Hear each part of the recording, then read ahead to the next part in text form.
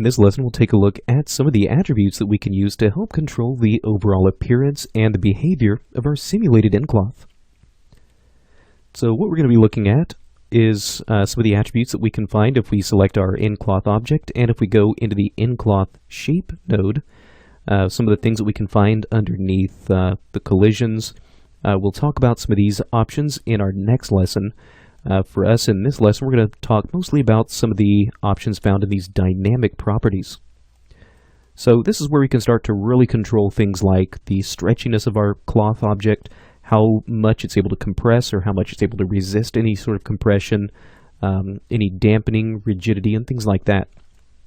Now, a lot of these values, you can get away with only really kind of messing with a handful of these. There are definitely a lot of attributes here, but depending on whether or not you're simulating some kind of a cloth object, or maybe something that is maybe a soft sort of metal that can dent, that may depend on whether or not you're going to use some of these.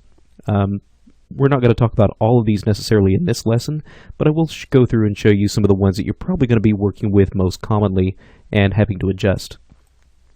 Okay, so if you remember from one of our earlier lessons, this scene is actually modeled out in centimeters, which means we've had to take our nucleus node and we had to take our scale attributes and bring that space scale down to 0.01. Now, once we do that, there are actually a couple of really important options that we need to adjust inside of the nCloth in order to compensate for that. So, if we come in and just simply play this back, everything looks, for the most part, pretty normal. Not just a whole lot of weirdness here. But let's come in, and I'll rewind back to the beginning of my timeline, and I'll take this cloth object and maybe just angle this a little bit, so that way it sort of falls down, maybe not necessarily just flat on this chair, but maybe is able to crumple up just a little bit. Now, let's come in and play that back. Okay, now we start to see something a little weird. As we start to play this back, my cloth is sort of falling off at this odd angle. Now, this happens whenever we, again, take our nucleus node and scale that down to 0.01. If we come back into our nCloth shape, once we set this nucleus to 0.01, back in our cloth shape, we want to come in and start to adjust this lift attribute. Now, this will work just fine if your scene is modeled in meters, but again, since this is not, we're going to have to take this and sort of compensate for that smaller nucleus space scale. So that lift, we're going to take that down to something like 0.0001. There we are. Now let's rewind and play that back. There we go. That's behaving much better. So probably one of the single most important attributes that you can adjust inside of this nCloth shape, if you've taken your nucleus, set the space scale to 0.01, always make sure you take this lift and set it to something like 0.001. Or in my case, I've actually set it to 0.0001. Now, once we do that, as we can see, again, our cloth is now falling much more naturally. If we take a look at what we have, though, there's a lot of stretching. You can see this almost sort of looks like spandex material, where it's really stretching and really warping out of shape. So this becomes another fairly common problem as we start to take our nucleus and bring that down. So we're going to take our stretch resistance. This is what I'm going to work with. The higher this value goes, the more of this stretching we can start to eliminate. So depending on your needs, this slider starts to max out at a value of 200, but we could actually overdrive this to any value that we want. For most situations, though, I find that this value of 200 is going to be pretty good for cloth objects that we want to try to eliminate stretching as much as possible. So we can come through here, let that play. There we go. So maybe still a little bit of stretching, but overall that stretching that we get is very minimized. Okay, very nice.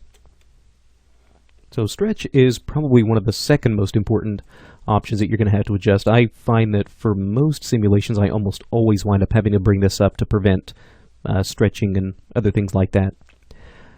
Now the other thing that we have is this compression resistance. Now this again is another one of these values where the higher it goes, the more this cloth is going to try to resist any sort of compression or squishing. It's going to try to hold its shape a little bit more. Now for certain objects this could be useful, but for cloth objects you may actually find yourself wanting to take this down a little bit. So that way we don't get any, or at least we don't get as much springiness and things like that in the cloth results. That can sometimes help to eliminate bouncing and other sorts of odd springiness that you can sometimes wind up with. So there we go. So let that simulate through for just a second. Okay, very nice. Okay, so let's get back in there.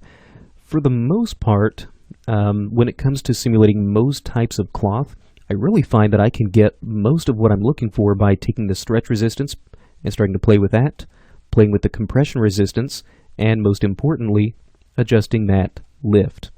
Now some of these other ones, again, are going to be really fairly specialized, and some you may not ever touch at all.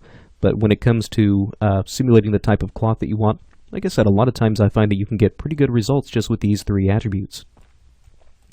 Now before we wrap up, let's go ahead and we'll take just a few minutes to set up our scene for the next lesson. So what I'd like to do now is take this cloth object, and instead of just having it fall straight down, let's come in and maybe give it just a little bit of a different direction. So let's come down. I'll maybe take this cloth, sort of pull that forward from the chair, and turn this a little bit more to the side. Okay, now what I'd like to do is try to get this cloth sort of like it's a towel that's just sort of been thrown onto the chair. So what we could do is take our nCloth shape. Let's take a look at the local force. Now to make this a little bit easier, I'm actually going to set some keyframes for this. So what I'll do is select this nCloth shape here inside my outliner, and that way any sort of keyframes that I set down here will show up in my timeline. So looking at the overall direction here, we have our z-axis. Now we'd probably need this cloth to move along the negative z if we want it to move toward the chair, so I'll set that to maybe -10 and let that play through. Okay, so it's at least moving in the right direction. Let's maybe get it moving up a little bit as well. So let's maybe give that a local force of something like 5 in the y. Okay, that should work out pretty well. Might even give that a little bit more height in the local y. Okay, very nice. So I can call that good. Now what I'll do is, once we have this initial motion set, I can just set a key for that, and now just maybe jump forward 1 frame, and now I can just set that local force back to 0. There we go. So that should give us sort of the appearance of this towel that's just sort of been thrown over the chair. There we go. Okay, now once we start to sort of introduce this type of a simulation, this can really start to highlight some of the issues that we can start to run into. This is definitely one of the types of simulations that can start to give you a lot of problems. So for example, we have things like this sort of thicker towel material, but it really doesn't feel all that thick. It still feels like a very thin, almost sort of sheet-like material. Another thing that we run into with this is that it becomes really difficult to actually get my cloth to completely settle down. For a lot of time here, if I were to keep simulating this, we're going to continue seeing my cloth sort of jitter and sort of shake and go through all these different little random kind of jittery movements. So in our next lesson, what I'll do is show you how we can start to really improve the overall visual quality of our simulations, starting to get into some of the collision and thickness attributes, and starting to talk about some ways that we can really start to smooth out any of this unwanted noise and jittering in our simulations.